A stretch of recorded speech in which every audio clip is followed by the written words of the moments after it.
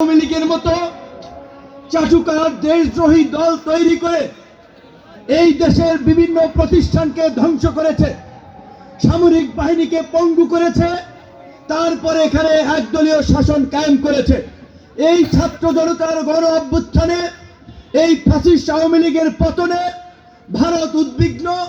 ভারত চেষ্টা করছে নানানভাবে এখানে আরেকটা প্রতিবিপ্লব ঘটাতে, ঘটাতে, অস্থিরতা তৈরি করতে, এবং তার পরিপূর্ণ লক্ষণ আমরা দেখতে পাচ্ছি।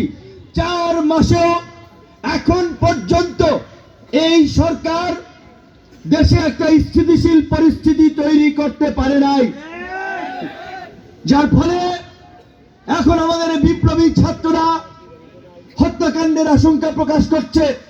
অনেককে বিভিন্ন জায়গায় হত্যা করা হচ্ছে, দুর্ঘটনা না পরিকল্পিত, সেগুলো সন্দেহ সংশয় তৈরি করছে। অর্থনৈতিক পরিস্থিতি এখনো